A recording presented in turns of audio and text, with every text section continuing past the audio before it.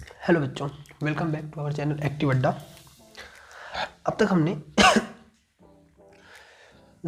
Chapter 1 पूरा complete किया, जिसमें हमने उसके 9 लेक्चर देखे और उन 9 लेक्चर्स में हमने सारी थियरी को और कुछ इंपॉर्टेंट प्रॉब्लम, छोटे छोटे प्रॉब्लम्स को सॉल्व किया।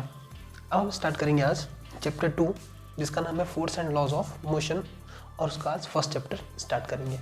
आज अपना ये चैप्टर बेसिक इंट्रोडक्शन पे बेस्ड होगा, जिसमें हम बस इंट्रोडक्शन देखेंगे।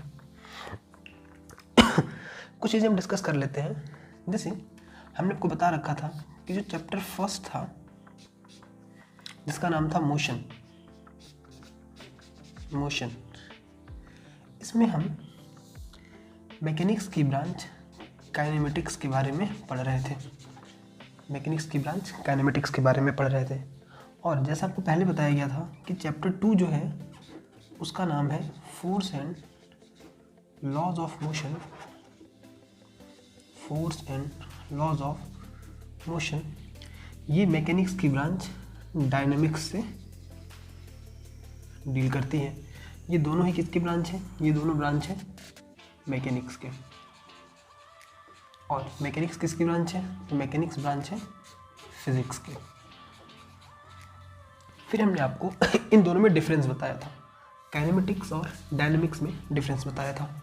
काइनेमेटिक्स में हम cause of motion, that is force, consider नहीं करते हैं, और डायनामिक्स में हम कॉज ऑफ मोशन, बेसिकली इस पूरे चैप्टर में फोर्स की ही बात, या इस ब्रांच में फोर्स की ही बात होती है।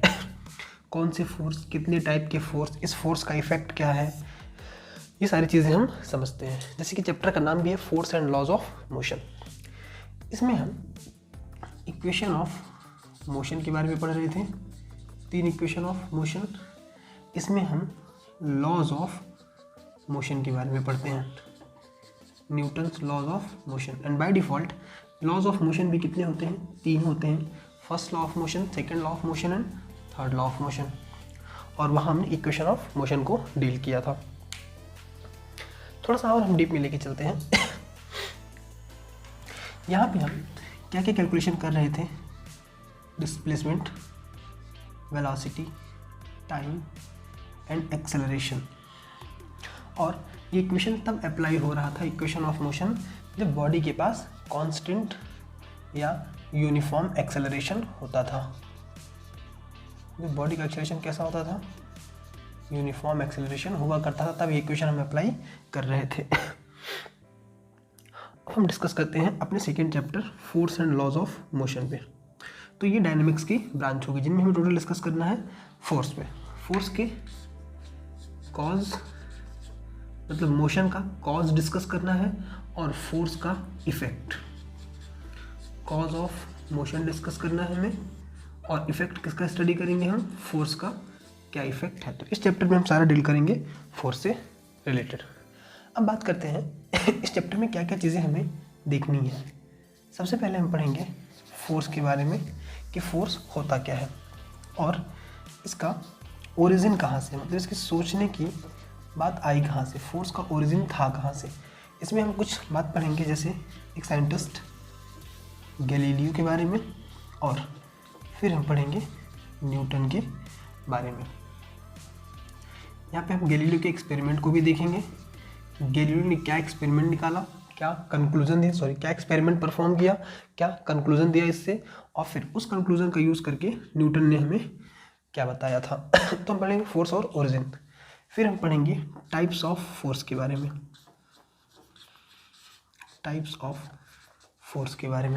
अगर हम फोर्स के टाइप की बात करें तो वैसे तो बहुत सारे टाइप के फोर्स हैं, नेचर में बहुत सारे टाइप के फोर्सेस होते हैं, लेकिन सबसे पहले हमारा बेसिक जो टाइप होगा, एक फोर्स होगा कॉन्टैक्ट फोर्स, और दूसरा होगा नॉन कॉन्टैक्ट फोर्स। पहला फोर्स होगा हमारा कॉन्टैक्ट फोर्स, और दूसरा होगा non contact force. Contact force मतलब जिनमें एक बॉडी दूसरी बॉडी के साथ कांटेक्ट में हो और फोर्स अप्लाई हो, तो उसे बोलेंगे कांटेक्ट फोर्स। और फिर दूसरा, जिसमें दो बॉडी के बीच कोई कांटेक्ट ना हो, लेकिन फिर भी एक दूसरे के ऊपर फोर्स अप्लाई कर रहे हो, जैसे इसमें ग्रेविटेशनल फोर्स,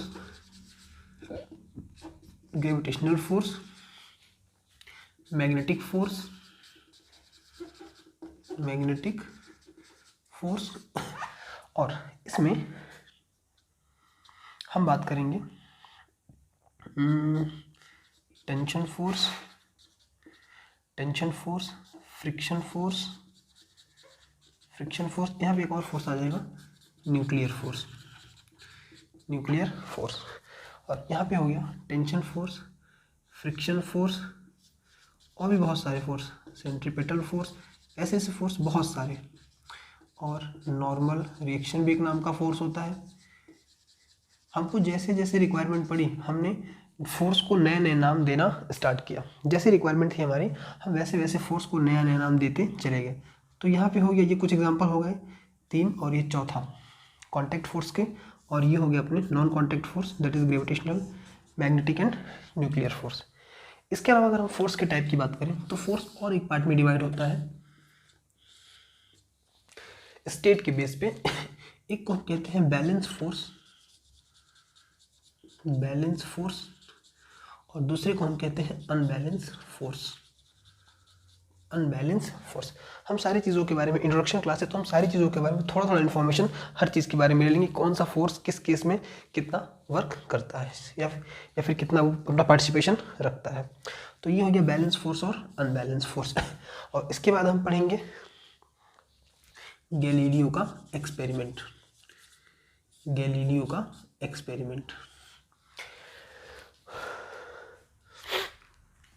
तो चलिए हम बारी बारी स्टार्ट करते हैं अपने टर्म्स को। पहले हम डिस्कस करेंगे फोर्स होता क्या है, और फिर इसके ओरिजिन क्या कॉन्सेप्ट।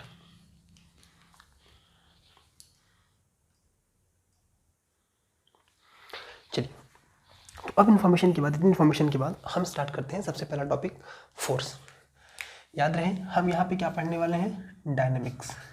मतलब डायनेमिक्स का मतलब ये होता है मोशन, और यहाँ पे कॉज ऑफ मोशन हम स्टडी करेंगे। चलिए अब बात करते हैं फोर्स की सबसे सिंपल डेफिनेशन हमने पढ़ रखी है छोटे क्लास में, पुश और पुल ऑन एनी ऑब्जेक्ट। किसी भी ऑब्जेक्ट पे जो पुश और पुल होता है, अप्लाई होता है, उसे हम क्या बोलते हैं, फोर्स। पुश मतलब और पुल मतलब क्या हुआ, पुश मतलब हुआ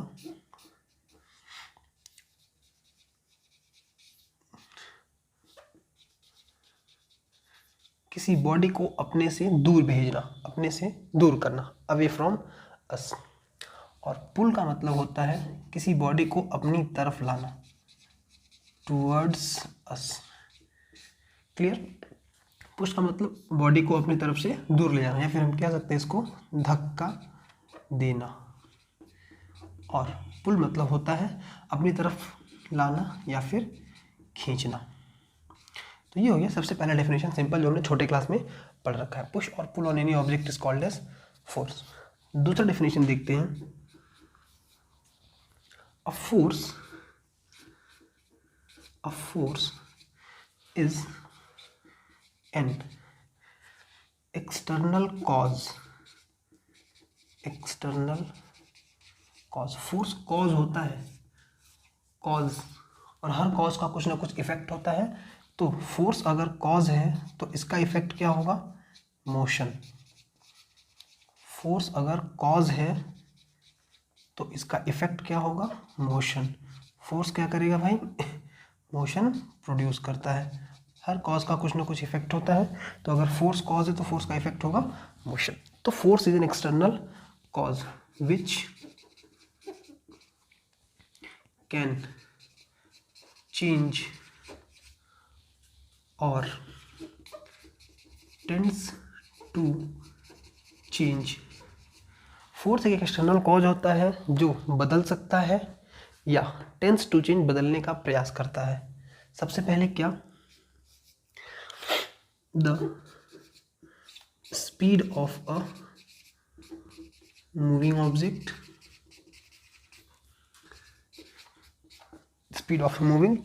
ऑब्जेक्ट, जो किसी मूविंग ऑब्जेक्ट की स्पीड को चेंज करने का काम करता है, या फिर काम चेंज करने का प्रयास करता है, या फिर चेंज कर सकता है। और क्या कर सकता है, the direction of motion, direction of motion of object. अगर कोई ऑब्जेक्ट मोशन में है तो उसके डायरेक्शन को चेंज कर सकता है या चेंज करने का प्रयास करता है। तो force is an external cause which can change, जो चेंज कर सकता है, और टेंड टू चेंज क्या, the speed of a moving object and the direction of the motion. Clear. तो ये हो गया फोर्स का दो डेफिनेशन। तो फोर्स ये काम, ये चीज़ कर सकता है, ये कॉज होता है जो चेंज करने का प्रयास करता है या चेंज कर सकता है क्या, मूविंग ऑब्जेक्ट की स्पीड को और फिर उसके मोशन के डायरेक्शन को। तो ये हो गया फोर्स के बारे में। अब हम बात करते हैं, अगर हम किसी बॉडी को पुश कर रहे हैं, पुश करने का मतलब बाहर की ओर फोर्स लगाना, पुश मतलब अवे फ्रॉम अस, या पुल कर रहे हैं, अपनी तरफ ला रहे हैं, तो पुश और pull on any object is called as force. Push और pull is called as force. अब हम पुश कर रहे हैं तो जिस डायरेक्शन में मोशन प्रोड्यूस होगा मीन्स फोर्स उधर लगेगा।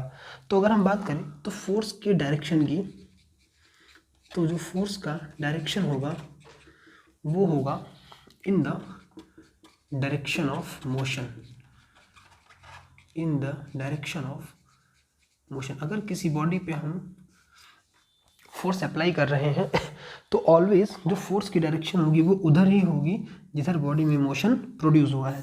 तो फोर्स की डायरेक्शन डिसाइड कैसे होगी, बॉडी के मोशन से। जैसे इस केस में अगर हमने बॉडी को पुल किया, पुश किया, तो बॉडी फॉरवर्ड डायरेक्शन में मूव करेगी, मतलब फोर्स की डायरेक्शन होगी इधर, और इस केस में फोर्स की डायरेक्शन होगी ये।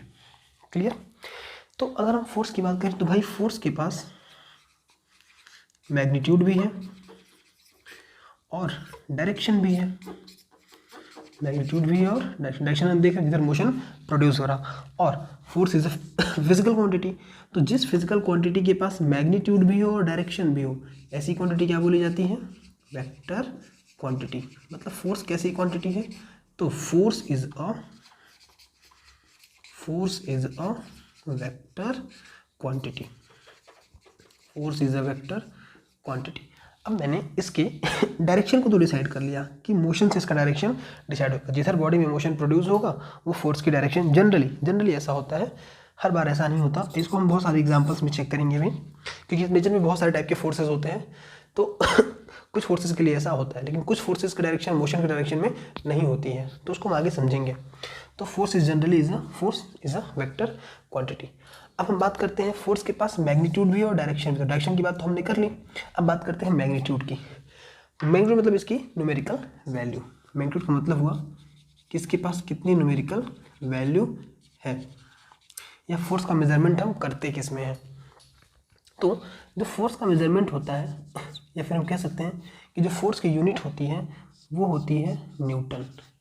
साइंटिस्ट के नेम पे है, सिंबल होता है एन, एम के एस में, और सीजीएस में इसकी यूनिट होती है डाइन। किसमें, dyne in CGS system, and MKS में इसकी यूनिट होती है न्यूटन। फोर्स के और भी यूनिट होते हैं, जैसे फोर्स का ग्रेविटेशनल यूनिट, तो उसको भी थोड़ा सा हम देख लेते हैं। फोर्स का ग्रेविटेशनल यूनिट क्या होता है। चलिए अब हम बात करते हैं ग्रेविटेशनल यूनिट ऑफ फोर्स की। नाम से ही क्लियर है, ग्रेविटेशनल यूनिट। ये अप्लाई कब होगा, सपोज अर्थ के सरफेस पे कोई एम मास की बॉडी रखी हुई है, अर्थ के सरफेस पे कोई एम मास की बॉडी रखी हुई है। तो हमको पता है कि जब भी कोई बॉडी अर्थ के आसपास होती है या कहीं भी होती है, तो अर्थ हमेशा उस पर एक अट्रैक्शन फोर्स लगाता है, उसको हम बोलते हैं force of gravitation, force of gravitation. और ये फोर्स ऑफ ग्रेविटेशन किसके इक्वल होता है, उसके वेट के बराबर। किसी भी ऑब्जेक्ट पे अप्लाइड ग्रेविटेशनल फोर्स से क्या बताता है, उसका वेट। जो ग्रेविटेशनल फोर्स होता है वो न्यूमेरिकली उसके वेट ऑफ द ऑब्जेक्ट के बराबर होता है, वेट ऑफ द ऑब्जेक्ट के बराबर। और वेट कितना होता है भाई, वेट का फॉर्मूला होता है मास इंटू ग्रेविटी। यानी कि इस केस में इस बॉडी के ऊपर नीचे की ओर फोर्स कितना लग रहा होगा, m into g, where g is acceleration due to, आपने जाना होगा इसके बारे में, एक्सेलरेशन ड्यू टू ग्रेविटी। और अर्थ के सरफेस पे इसकी वैल्यू फिक्स होती है 9.8, और एक्सेलरेशन है तो यूनिट होगा मीटर पर सेकेंड स्क्वायर। तो जब भी कोई बॉडी अर्थ के सरफेस पे एम मास की बॉडी, सपोज इसका मास है एम किलोग्राम, तो इसका मास होगा तो हमेशा इस पर ग्रेविटेशनल फोर्स लगेगा। तो मास के रिलेटेड जो ग्रेविटेशनल फोर्स होता है उसका जो यूनिट होता है वो होता है kilogram weight. Kilogram weight is the gravitational force of unit, या और भी इसको हम कह सकते हैं किलोग्राम फोर्स। कि किलोग्राम की बॉडी, 1 किलोग्राम की बॉडी कितना फोर्स, या 2 किलोग्राम की बॉडी अर्थ के सरफेस पे कितना फोर्स अप्लाई करेगी, तो उसे बोलेंगे किलोग्राम वेट या किलोग्राम फोर्स। जैसे अगर हम पता करना चाहते हैं कि 1 किलोग्राम की बॉडी पे अर्थ के सरफेस पे कितना फोर्स नीचे की ओर या ग्रेविटेशनल फोर्स कितना लगेगा 1 किलोग्राम की बॉडी के ऊपर, तो भाई जितना इसका वेट होगा उतना ही ग्रेविटेशनल फोर्स अप्लाई होगा, और इसकी वैल्यू होती है m/g। तो 1 मास 1 किलोग्राम और g की वैल्यू 9.8 मीटर पर सेकेंड स्क्वायर, सो 9.8 वन 9.8, और वेट का यूनिट या मास का यूनिट क्या, न्यूटन। वेट का यूनिट क्या होता है, न्यूटन। मास का यूनिट भी क्या होता है, सॉरी फोर्स का यूनिट भी क्या होता है, न्यूटन। तो कितना फोर्स अप्लाई होगा 1 किलोग्राम बॉडी के ऊपर, 9.8 न्यूटन का। अगर इसी बॉडी का मास 2 किलोग्राम कर दें तो लगने वाला फोर्स कितना हो जाएगा, 19.6 न्यूटन। सो इसी रेशियो में फोर्स बढ़ता चला जाता है। तो ग्रेविटेशनल फोर्स क्या होता है, ग्रेविटेशनल फोर्स जो किसी भी मैसिव बॉडी के ऊपर अर्थ के थ्रू लगाया जाता है towards the centre of the earth, उसे हम बोलते हैं ग्रेविटेशनल फोर्स, और इसके यूनिट को बोलते हैं ग्रेविटेशनल यूनिट ऑफ फोर्स, और इसकी वैल्यू होती है किलोग्राम वेट या किलोग्राम फोर्स। हमने देखा यहाँ पे कि 1 किलोग्राम के रिस्पेक्टिव जो फोर्स होता है वो होता है 9.8 न्यूटन। 9.8 न्यूटन। सपोज किसी बॉडी का मास है 10 किलोग्राम, तो बताइए ये 10 किलोग्राम की बॉडी के रिगार्डिंग जो ग्रेविटेशनल फोर्स होगा वो कितना होगा, तो उसकी बोलिए। तो 1 किलोग्राम का 9.8 न्यूटन, तो 10 किलोग्राम की बॉडी का 98 न्यूटन, यानी कि इस बॉडी के ऊपर अर्थ के थ्रू लगने वाला जो ग्रेविटेशनल फोर्स होगा वो 98 न्यूटन होगा। क्लियर। तो इसकी यूनिट हो गई किलोग्राम फोर्स, ग्रेविटेशनल यूनिट, और 1 किलोग्राम फोर्स की जो वैल्यू होती है वो 9.8 न्यूटन के इक्विवेलेंट होती है। तो this is the relation between kilogram force and Newton. This is normal unit of force MKS में न्यूटन, और this is gravitational unit of force. तो ये हो गया फोर्स के यूनिट, नॉर्मल यूनिट हो गया न्यूटन, सीजीएस में डाइन, और ग्रेविटेशनल यूनिट हो गया किलोग्राम वेट या किलोग्राम फोर्स। चलिए, तो ये हमने देखा फोर्स के बारे में। फोर्स कैसी क्वांटिटी है भाई, force is a vector quantity, याद रही बात, force is a vector quantity. Force की हमने डेफिनेशन देखी, 2 डेफिनेशन, पुश और पुल ऑन एनी ऑब्जेक्ट, और force is external cause which can change और tends to change the motion of a moving object. अब हम बात करते हैं कि फोर्स के इफेक्ट्स क्या क्या है, फोर्स क्या क्या काम कर सकता है। इफेक्ट ऑफ फोर्सेस, वैसे तो फोर्स के बहुत सारे काम हैं, लेकिन हम देखते हैं उनमें से कौन कौन से काम इसके इम्पोर्टेंट हैं। सबसे पहली बात इफेक्ट में, force can stop a moving object. अगर कोई ऑब्जेक्ट चल रहा है और उसे हमें रोकना है, तो रोकने के लिए हम उस पर क्या अप्लाई करेंगे, फोर्स। तो force can stop a moving object. और क्या कर सकता है भाई, second, force can move a object at rest which is at rest. एक ऑब्जेक्ट जो रेस्ट में था उसे वो मोशन में ला सकता है, मोशन भी प्रोड्यूस कर सकता है।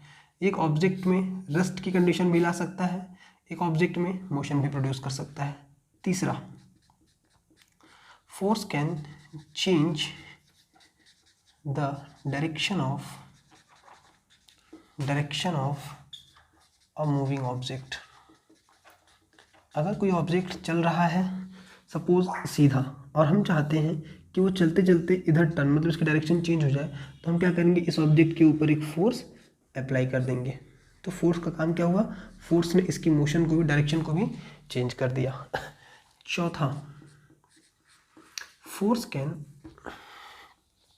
Can change shape and size of an object. एक ऑब्जेक्ट की शेप और साइज को भी क्या कर सकता है, चेंज कर सकता है फोर्स। ठीक, सपोज कोई बॉडी थी या फिर, हाँ कोई दिक्कत नहीं है, या फिर कोई बलून था, अगर हम इस पे बाहर से फोर्स अप्लाई करें, इधर से भी और इधर से भी, तो इसका शेप कुछ ऐसा हो जाएगा, फोर्स की वजह से इसका शेप कुछ ऐसा हो जाएगा।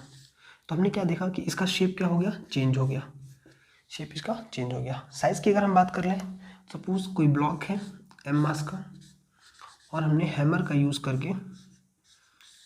यूज़ करके इसको बीट किया, हैमर से इसको बीट किया। तो जब इसको हैमर से हम इससे बीट करेंगे तो ये कई पीसेस में ब्रेक हो जाएगा, कई पीसेस में ऐसे ऐसे, ये कई पार्ट्स में, कई अलग अलग पार्ट्स में ऐसे ब्रेक हो जाएगा। तो इसकी साइज़ भी क्या हो गई, चेंज हो गई।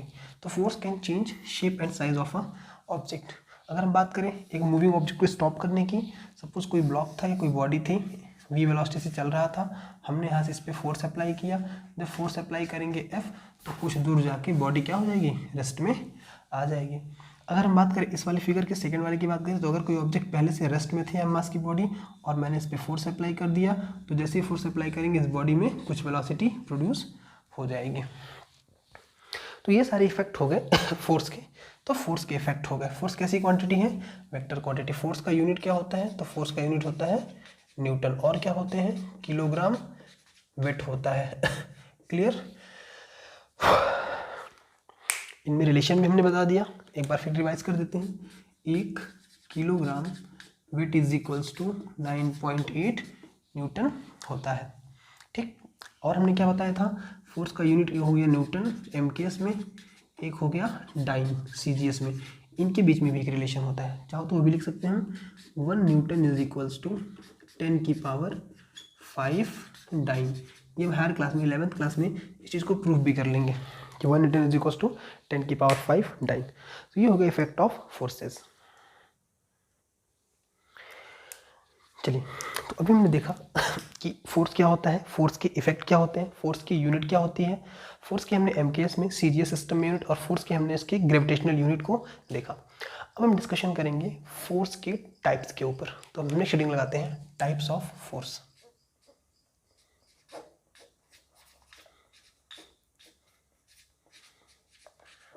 टाइप्स ऑफ फोर्स अगर हम बात करें तो सबसे बेसिक फैक्ट में जो फोर्स होते हैं वो 2 टाइप के होते हैं। पहला कांटेक्ट फोर्स और दूसरा नॉन कांटेक्ट फोर्स। पहला कांटेक्ट फोर्स और दूसरा non contact force. Contact force नाम से ही क्लियर है, the force when two bodies are in contact. The force when 2 bodies are in contact. अगर कोई 2 बॉडी दूसरे के कांटेक्ट में होते हैं और उनके बीच अगर कोई इंटरेक्शन होता है, फोर्स अप्लाई होता है, तो ऐसे फोर्स को हम बोलेंगे, उस इंटरेक्शन को हम बोलते हैं कांटेक्ट फोर्स। और वहीं non contact force when there is no contact between two bodies. अगर 2 बॉडीज के बीच में कांटेक्ट ना हो तो उसे हम बोलते हैं नॉन कांटेक्ट फोर्स। तो ये contact and non contact force. अब हम बात करते हैं इनके एग्जांपल्स की। तो अगर हम बात करें कांटेक्ट फोर्स में, तो कांटेक्ट फोर्स में कौन कौन से फोर्सेज आते हैं। वैसे नेचर में बहुत सारे फोर्सेज होते हैं, जैसे हमको ज़रूरत पड़ेगी हम वैसे वैसे फोर्स बनाते चले गए। तो कांटेक्ट फोर्स में कौन कौन से फोर्सेज आते हैं। सबसे पहला फ्रिक्शन फोर्स। अभी जैसे हमने पिछले चैप्टर में एक फोर्स पढ़ा था, सेंट्रीपेटल फोर्स। फिर हमने देखा टेंशन फोर्स। फिर हमने देखा नॉर्मल रिएक्शन।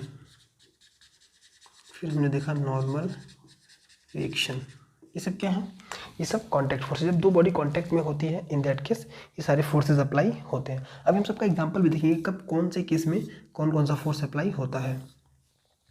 और फिर अगर हम बात करें नॉन कांटेक्ट फोर्स की, तो नॉन कांटेक्ट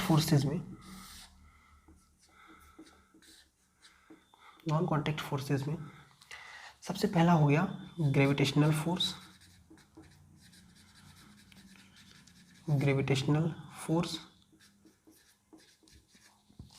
फिर हो गया न्यूक्लियर फोर्स, और फिर हो गया इलेक्ट्रोस्टैटिक या इलेक्ट्रोमैग्नेटिक फोर्स। यानी इलेक्ट्रिक फील्ड का फोर्स और मैग्नेटिक फील्ड का फोर्स, इलेक्ट्रोमैग्नेटिक फोर्स। ये 3 फोर्सेस हो गए, ग्रेविटेशनल फोर्स, इलेक्ट्रोमैग्नेटिक फोर्स और न्यूक्लियर फोर्स। अब हम थोड़ा सा ओवरव्यू ले लेते हैं ग्रेविटेशनल फोर्स का। यहाँ हमको इसके बारे में थोड़ा सा पढ़ना है। न्यूक्लियर फोर्स 12th क्लास का पोर्शन है, ये दोनों फोर्स भी 12th क्लास के पोर्शन है, ठीक है। तो ये सारे फोर्सेस हो गए। अब हम बारी बारी एक फोर्स को डिस्कशन कर लेते हैं। ये सारे बॉडी, इन सारे फोर्सेस के अप्लाई होने के लिए बॉडी को कांटेक्ट में होना जरूरी नहीं है। हमको पता होगा ग्रेविटेशनल फोर्स यूनिवर्स में किसी भी 2 बॉडीज़ के बीच में लगता है। सपोज ये मान लो अर्थ है और इसके साथ ही कोई दूसरी बॉडी एम मास की है, तो ये अर्थ हमेशा इस बॉडी पे एक अट्रैक्शन फोर्स लगाता है towards the centre of the earth, हमेशा लगाएगा, अप्लाई करेगा, और इस फोर्स को कहते हैं इसका gravitational force, force of gravitation. Clear. अब बात करते हैं फ्रिक्शन फोर्स की। फ्रिक्शन फोर्स बेसिकली तब अप्लाई होता है, फ्रिक्शन फोर्स के बारे में हम एक फोर्स के बारे में डिस्कशन कर लेते हैं। चलिए हम पहले स्टार्ट करते हैं फ्रिक्शन फोर्स के बारे में। फ्रिक्शन फोर्स बेसिकली कब अप्लाई होता है, जब एक सरफेस के ऊपर कोई दूसरा सरफेस उसके कांटेक्ट में होते हुए स्लाइड करके मोशन करता है, मतलब चिपक के इसके साथ मोशन करता है। तो अगर कोई सरफेस के ऊपर कोई दूसरी बॉडी स्लाइड करके मोशन करेगी, तो अगर मोशन की डायरेक्शन है ये अगर ये डायरेक्शन हो गई मोशन की, तो फ्रिक्शन फोर्स एक ऐसा फोर्स होता है जो मोशन को सीज करने का काम करता है, मोशन को रोकने का काम करता है, यानी हमेशा। और ये ऐसे पॉइंट ऑफ कांटेक्ट पे हमेशा अप्लाई होता है, किधर, मोशन के अपोजिट डायरेक्शन में। ये फोर्स कौन सा है, फ्रिक्शन फोर्स, जिसकी डायरेक्शन किधर होती है, हमेशा मोशन के अपोजिट डायरेक्शन में। और काम कहाँ करता है ये, तो ये काम करता है हमेशा पॉइंट ऑफ कांटेक्ट, जैसे इस बॉडी और इस बॉडी का जो पॉइंट ऑफ कांटेक्ट है उसी से जस्ट बैकवर्ड डायरेक्शन में। तो ये हो गया फ्रिक्शन। इसका हमेशा नेचर कैसा होगा, ये मोशन के अपोजिट डायरेक्शन में काम करेगा। दूसरी बात करें हम सेंट्रीपेटल फोर्स। सेंट्रीपेटल फोर्स तो सेंट्रीपेटल फोर्स में हमने देखा था इसको पिछले चैप्टर में, कि अगर कोई बॉडी सर्कुलर मोशन में होता है तो सर्कुलर मोशन में बॉडी का जो मोशन का डायरेक्शन होता है वो हमेशा किसी भी पॉइंट पे टेंजेंट होता है, लेकिन बॉडी अपने मोशन के डायरेक्शन में ना मूव करके सर्कुलर पाथ पे मूव करती है। यानी कि एक एक्सटर्नल फोर्स हमेशा बॉडी के ऊपर ऐसा लगता है जो बॉडी को सर्कुलर पाथ पर घूमने के लिए मजबूर करता है, और उसी फोर्स को, जिसकी direction always towards the centre of the circle होती है, इसी फोर्स को हम क्या बोलते हैं, सेंट्रीपेटल फोर्स कहते हैं। उसकी वैल्यू हमने बताई थी आपको, mv²/r। mv²/r is the value of centripetal force. तो ये हो गया सेंट्रीपेटल फोर्स। अब बात करते हैं टेंशन फोर्स कब अप्लाई होता है। चलिए देखते हैं टेंशन फोर्स कब अप्लाई होता है।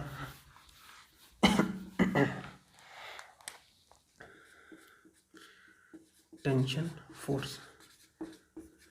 फोर्स बेसिकली स्प्रिंग में, तार में अप्लाई होता है, तारों में ये लगता है। मान लीजिए ये कोई सस्पेंशन पॉइंट है, और मैंने इसके साथ एक तार बांध दिया है और इस तार के साथ एक m मास की बॉडी रख दी है। अब अगर इस तार के साथ एक m मास की बॉडी हम रखेंगे तो इस पे एक फोर्स लग रहा होगा नीचे, mg।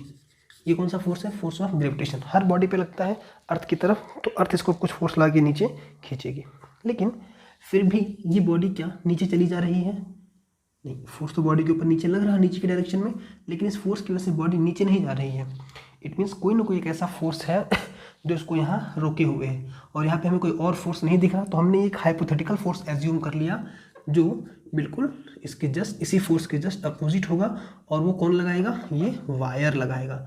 कुछ बोल, हम कौन सा फोर्स बोलेंगे, टेंशन फोर्स। तो टेंशन फोर्स एक हाइपोथेटिकल फोर्स होता है जो बेसिकली किसी फोर्स को बैलेंस करने के लिए लाया जाता है। जैसे यहाँ पे mg वाला फोर्स बॉडी को नीचे खींच रहा था, लेकिन बॉडी नीचे नहीं गई, क्योंकि इसको बैलेंस करने के लिए कौन था, एक हाइपोथेटिकल फोर्स हमने एज्यूम कर लिया कि हाँ इस वायर में टेंशन फोर्स, या वायर टेंशन में हो गया होगा, या वायर में टेंशन आ गया होगा, और इस टेंशन फोर्स ने इस वाले फोर्स को बैलेंस किया, इससे आती है बॉडी नीचे नहीं जा रही, फोर्स लगने के बाद भी बॉडी नीचे नहीं जा रही। तो टेंशन का कॉन्सेप्ट हमेशा स्ट्रिंग वगैरह के फिगर में आता है। अब हम बात कर लेते हैं नॉर्मल रिएक्शन की। चौथा, इसके लिए हम एग्जांपल उठाते हैं। सपोज एक टेबल है और एक टेबल पे एक बुक रखी हुई है, ये मोशन में नहीं है, ये रेस्ट में। सपोज बुक का मास है L। इन दिस केस हमको पता है कि इस बुक ने भी इस टेबल के ऊपर एक फोर्स लगाया होगा mg। इस बुक ने इस टेबल के ऊपर एक फोर्स लगाया होगा mg। क्यों? क्योंकि इस बुक को अर्थ mg फोर्स से नीचे खींच रहा है, लेकिन ये बुक तो नीचे नहीं जा रही है। फोर्स तो लग रहा है लेकिन वो नीचे नहीं जा रहा। इट मीन्स कोई ना कोई ऐसा फोर्स है जो इसके फोर्स mg को बैलेंस कर रहा है। या फिर हम कह सकते हैं कि अगर बुक ने टेबल पे फोर्स लगाया है mg, तो टेबल ने भी बुक के ऊपर एक फोर्स लगाया होगा जो जस्ट परपेंडिकुलर होगा, और इसी फोर्स को हम कहते हैं नॉर्मल रिएक्शन। नॉर्मल का मतलब ही हुआ जस्ट परपेंडिकुलर, तो जितना फोर्स यहाँ से नीचे, अब यहाँ से जस्ट परपेंडिकुलर अपवर्ड फोर्स। और इसी फोर्स के नाते, या इसी फोर्स ने किसको बैलेंस कर दिया? mg को। ये भी हाइपोथेटिकल फोर्स है। इसी फोर्स ने mg को बैलेंस कर दिया, और यहाँ पे बॉडी रेस्ट मोड में कंप्लीटली है। क्लियर? तो ये चीज़ें होंगी कुछ फोर्सेस के बारे में। अब हम बात कर लेते हैं ग्रेविटेशनल, न्यूक्लियर और इलेक्ट्रोमैग्नेटिक, क्योंकि हमारे फोर्स में बस ये वाला चीज़ हमारे काम का है, तो हम इसको डिस्कस कर लेते हैं। बेसिकली इसका कॉन्सेप्ट हम यहाँ समझ चुके हैं, यही है ग्रेविटेशनल फोर्स। अर्थ जब भी किसी बॉडी को अपनी तरफ खींचता है, तो अपनी तरफ खींचने के लिए, अट्रैक्शन फोर्स लगाने के लिए जो फोर्स उस पर अप्लाई करता है उसे हम कौन सा फोर्स कहते हैं? Gravitational force. और जिस बॉडी पे ये फोर्स अप्लाई होता है, इस फोर्स का magnitude always the weight of the body के बराबर होता है, और इसकी वैल्यू कितनी होती है? m/g। यानी कि किसी भी m मास की बॉडी पे जो ग्रेविटेशनल फोर्स अप्लाई होगा वो कितना होगा? m/g, या फिर वेट ऑफ द ऑब्जेक्ट के बराबर। तो ये फोर्स हमने कुछ देख लिए, कॉन्टैक्ट और नॉन कॉन्टैक्ट फोर्सेस। अब हम डिस्कस करेंगे इसके दूसरे टाइप को, बैलेंस और नॉन बैलेंस फोर्स। अब हम बात करते हैं फोर्स के और टाइप्स पे, जैसे बैलेंस फोर्स और जैसे अनबैलेंस फोर्स। बैलेंस फोर्स और अनबैलेंस फोर्स का कॉन्सेप्ट तब आता है जब बॉडी पे मल्टीपल फोर्सेस अप्लाई होते हैं। मल्टीपल फोर्सेस अप्लाई होते हैं तब हम इनकी बात करते हैं। जैसे बैलेंस फोर्स की अगर हम बात करें, बैलेंस फोर्स की, तो if a number of forces acts on a body, अगर किसी बॉडी पे बहुत ज़्यादा फोर्सेस लग रहे हैं, but the body is in state of rest or in state of uniform motion, और इन स्टेट ऑफ यूनिफॉर्म मोशन। अगर किसी बॉडी पे बहुत ज़्यादा नंबर ऑफ फोर्सेस, कई नंबर ऑफ फोर्सेस अप्लाई हो रहे हैं, लेकिन ऐसा होने के बाद भी the body is in state of rest, body rest की स्टेट में हो, या फिर अगर मोशन में था तो वो यूनिफॉर्म मोशन ही करता रहे, then such forces are called as क्या बोलेंगे ऐसे फोर्सेस को हम? Balance force. ऐसे फोर्सेस को हम बोलेंगे बैलेंस फोर्स। चलिए एग्जांपल से देख लेते हैं। सपोज ये एक बॉडी है जो किसी टेबल पे रखी हुई है, जो किसी टेबल पे रखी हुई है, इसका मास है m। तो एक फोर्स लगेगा mg डाउनवर्ड डायरेक्शन में, जो उसका वेट होगा। अभी हम जस्ट पढ़ के आए एक नया कॉन्सेप्ट, हाइपोथेटिकल फोर्स। इस वेट की वजह से बॉडी को नीचे जाना चाहिए, लेकिन ये बॉडी नीचे नहीं जा रही है। इट मीन्स इस बॉडी पे जस्ट अपवर्ड या फिर सरफेस के जस्ट परपेंडिकुलर एक फोर्स लग रहा होगा, नॉर्मल रिएक्शन। और नॉर्मल रिएक्शन की वैल्यू किसके बराबर होगी? mg, क्योंकि mg को बैलेंस कर रहा है। mg को बैलेंस करेगा तो नॉर्मल रिएक्शन की वैल्यू भी कितनी होगी? mg। अब सपोज हम बॉडी पे एक एक्सटर्नल फोर्स अप्लाई कर रहे हैं, बाहर से एक फोर्स अप्लाई कर रहे हैं, बहुत छोटा सा फोर्स है, एक्सटर्नल फोर्स, लेकिन फिर भी बॉडी मोशन में नहीं आई। क्यों? क्योंकि इसकी वजह से बॉडी को जैसे हम आगे चलाना चाहेंगे, बॉडी पे एक बैकवर्ड डायरेक्शन में फ्रिक्शन फोर्स अप्लाई होगा जो उसकी मोशन को रोकना चाहेगा। तो हम यहाँ पे देख पा रहे हैं कि बॉडी पे नंबर ऑफ फोर्सेस काम कर रहे हैं। कितने? 1 2 3 और 4 फोर्सेस काम कर रहे हैं। पहले फोर्स का नाम है वेट, दूसरे फोर्स का नाम है एक्सटर्नल फोर्स, तीसरी फोर्स का नाम है रिएक्शन फोर्स, और चौथे फोर्स का नाम है फ्रिक्शन फोर्स। हमने बॉडी पे देखा 4 फोर्सेस काम कर रहे हैं।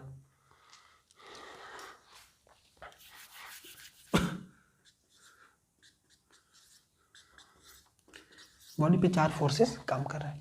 अब इन चारों फोर्सेस में वेट ऑफ द ऑब्जेक्ट को किसने बैलेंस कर रखा है, mg ने। तो w को किसने बैलेंस कर दिया, mg ने बैलेंस कर दिया। बैलेंस करने का मतलब इसके जस्ट इक्वल और अपोजिट। और एक्सटर्नल फोर्स को जो थोड़ा सा फोर्स लगाया गया था बॉडी को मोशन में लाने का प्रयास किया गया था जिससे, उसको किसने बैलेंस कर दिया, फ्रिक्शन फोर्स ने। तो तीसरे फोर्स को किसने बैलेंस कर दिया, चौथे वाले फ्रिक्शन फोर्स ने। तो इस कंडीशन में बॉडी पे नंबर ऑफ फोर्स अप्लाई तो हो गए, लेकिन बॉडी किस स्टेट में है, रेस्ट स्टेट में है। तो सारे फोर्स क्या बोले जाएंगे, बैलेंस फोर्स बोले जाएंगे। क्लियर। चलिए इसी को हम दूसरे एग्जांपल से देख लेते हैं। सपोज ये एक बॉडी है, इस पे इधर से फोर्स लगाया गया 5 न्यूटन का और इधर से फोर्स लगाया गया सेम 5 न्यूटन का। अब ये दोनों फोर्स जस्ट एक दूसरे को कैंसिल आउट कर देंगे, कैंसिल आउट ईच अदर। ये सारे फोर्स एक दूसरे को क्या कर देंगे, कैंसिल आउट कर देंगे। और जैसे ये फोर्स एक दूसरे को कैंसिल आउट करेंगे, ये किस स्टेट में आ जाएंगे, मतलब किस नाम में आ जाएंगे, ये बैलेंस फोर्स के नाम में आ जाएंगे। और बॉडी में कौन सी स्टेट होगी, बॉडी रेस्ट में होगी। क्यों, क्योंकि बॉडी पे जितना फोर्स लेफ्ट साइड से लग रहा है उतना ही फोर्स राइट साइड से लग रहा है। और दोनों के फोर्सेस की लाइन ऑफ एक्शन, इसको बोलते हैं line of action. This line पे दोनों फोर्स एक दूसरे को ज्वाइन कर रहे हैं, वो एक दूसरे के जस्ट इक्वल अपोजिट होने की वजह से फोर्स क्या कर जाएगा, कैंसिल आउट कर जाएगा। और कैंसिल आउट करने की वजह से बॉडी की स्टेट मेंटेन रहेगी। तो ये हो गया बैलेंस फोर्स। जब बॉडी पे नंबर ऑफ फोर्सेस काम करें फिर भी बॉडी के स्टेट में मतलब रेस्ट में था तो रेस्ट में, और अगर यूनिफॉर्म मोशन में है तो यूनिफॉर्म मोशन, मतलब जो भी जिस स्टेट में था वो उसकी स्टेट को मेंटेन रखा जाए नंबर ऑफ फोर्सेस अप्लाई होने के बाद भी। अब बात करते हैं अनबैलेंस फोर्स की। अनबैलेंस फोर्स में if a number of force apply on a body, अगर किसी बॉडी के ऊपर बहुत सारे फोर्सेस अप्लाई हो रहे हैं but as a result the body which is in rest state is start moving